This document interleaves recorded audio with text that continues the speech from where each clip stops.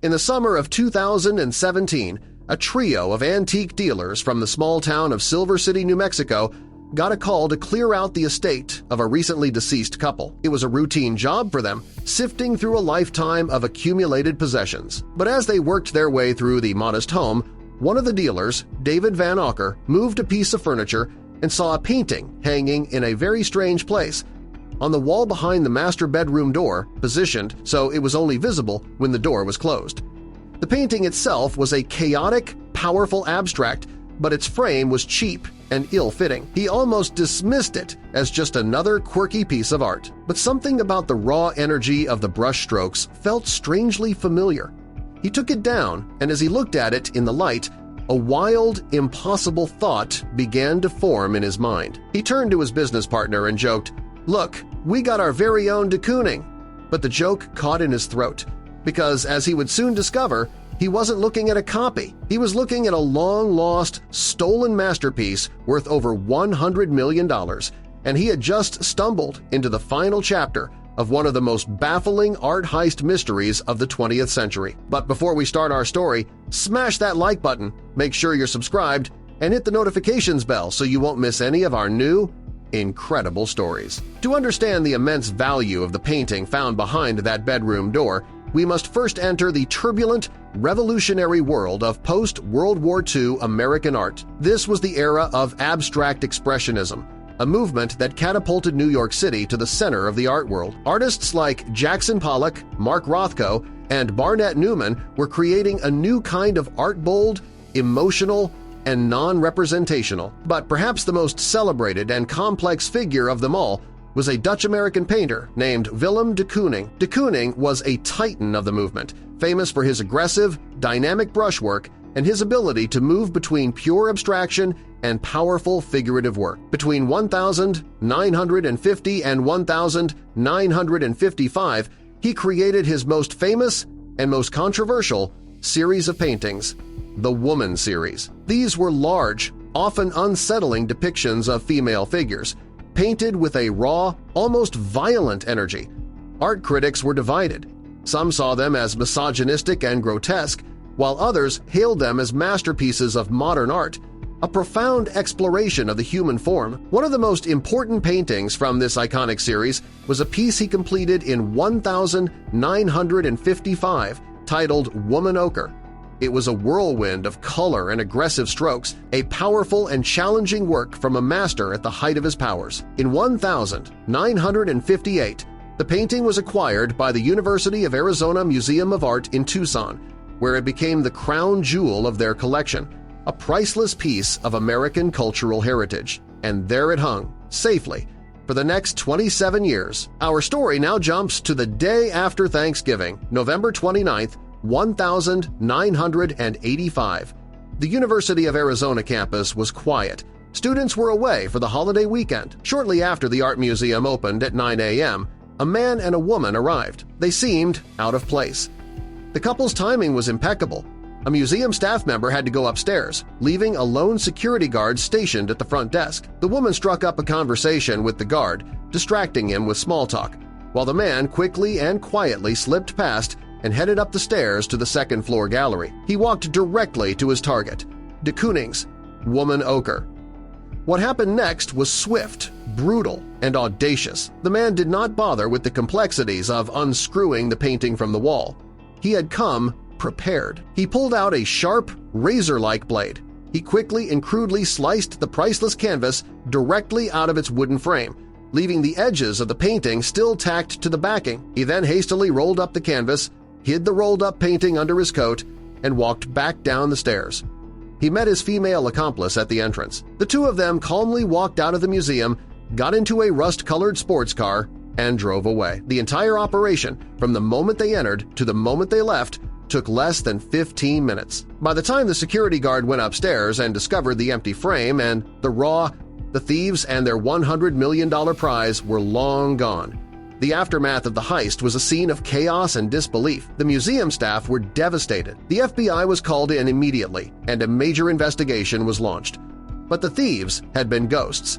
They had left behind no fingerprints. The composite sketches of the couple, based on the guard's description, were distributed to law enforcement agencies and art dealers around the world, but they yielded no matches. There were no credible witnesses to the getaway car's license plate. The painting had vanished without a trace. It was added to the FBI's list of most wanted stolen art and the International Art Loss Register. The art world was on high alert, but years and then decades went by with absolutely no leads. The case went completely cold. Museum curators and FBI agents grew to believe that woman Auker had suffered one of two grim fates.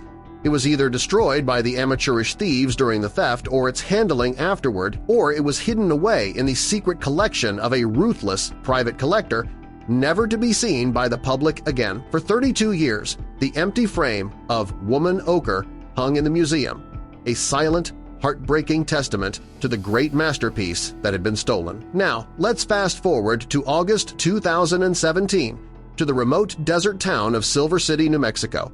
A quiet, unassuming couple named Jerry and Rita Alter had passed away. Jerry, a retired music teacher, had died in 2012, and his wife, Rita, also a retired teacher, passed away in 2017. They had no children, and the executor of their will hired a local antique and furniture store, Manzanita Ridge, to clear out their modest, cluttered home, were brought in to purchase the entire contents of the estate. It was a routine job for them, sifting through a lifetime of art, furniture, and personal effects. They knew the Alters had been world travelers, and their home was filled with interesting artifacts and souvenirs from their trips to over 140 countries. The dealers began the long process of sorting through the couple's possessions. As David Van Auker was moving furniture in the master bedroom, he saw the painting. It was hanging in the strangest place on the wall behind the main bedroom door, angled so that it was completely hidden from view unless you were inside the room with the door shut. The frame was cheap and gaudy,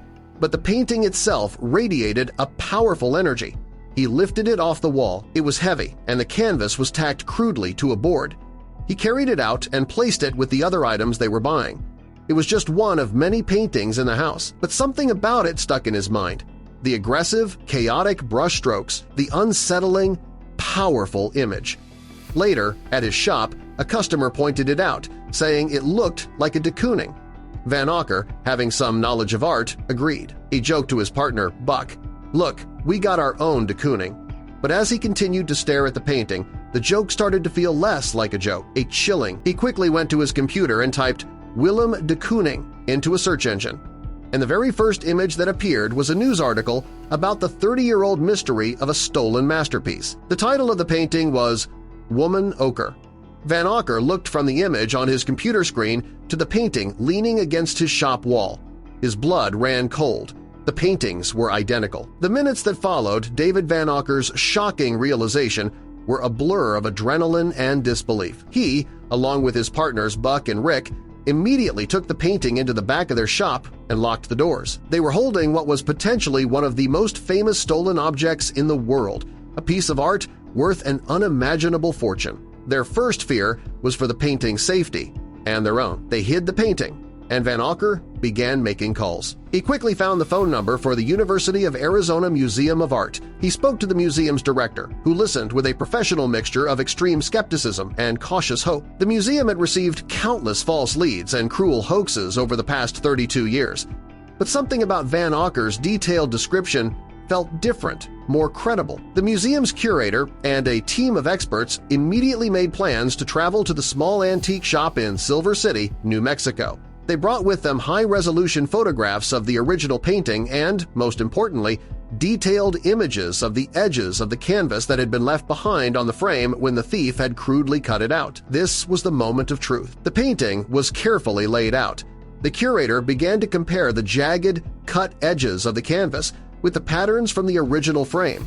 It was like matching a fingerprint, and it was a perfect match. After 32 years in the darkness, Woman Auker had been found. The museum staff were overcome with emotion, some breaking down in tears. The long, desperate search was finally over. Van Auker and his partners, in an incredible act of integrity, turned down any offer of a reward and formally returned the painting to its rightful home. The first mystery was solved, but a new, more fascinating, and more disturbing mystery was just beginning.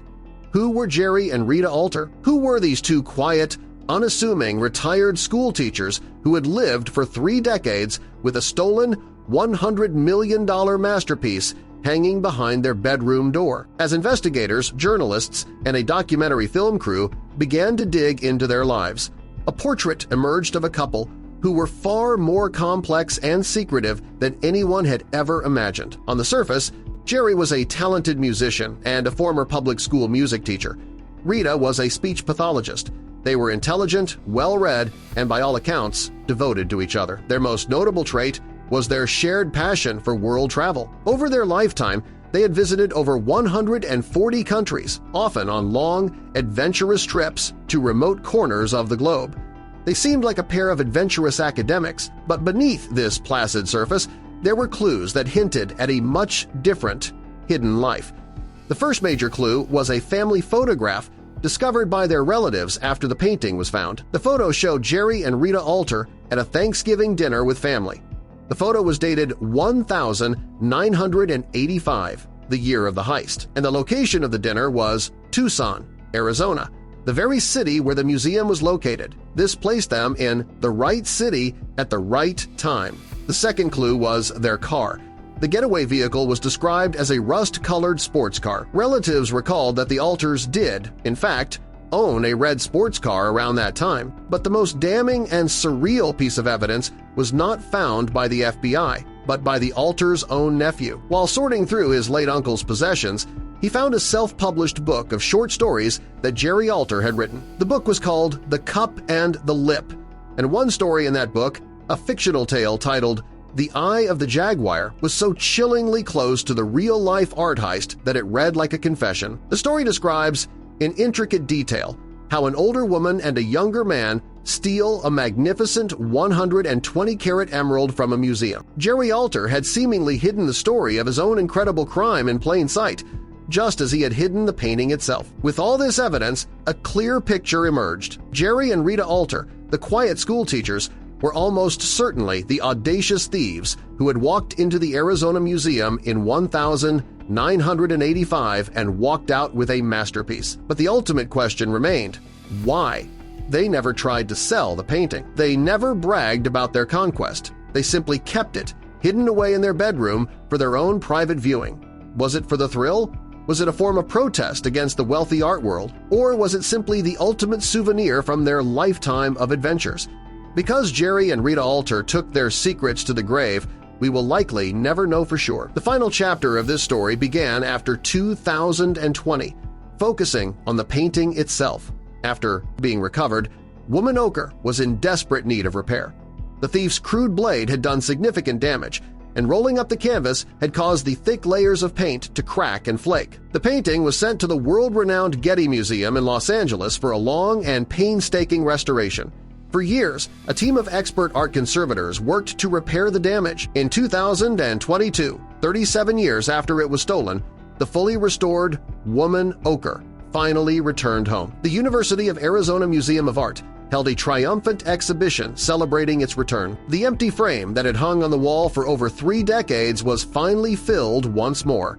The story of Woman Auker is one of the most remarkable in the history of art crime. It's a story about a priceless masterpiece that was brutally stolen, lived a secret life hidden behind a bedroom door in a small desert town, and was finally returned to the public through a series of chance discoveries by a group of honest antique dealers. It is a story about the secret lives people can lead and the mysteries that can hide behind the most ordinary of facades. And it is a powerful testament to the enduring value of art, a treasure so powerful that someone would risk everything to possess it, and so beloved that the world would never give up hope of getting it back.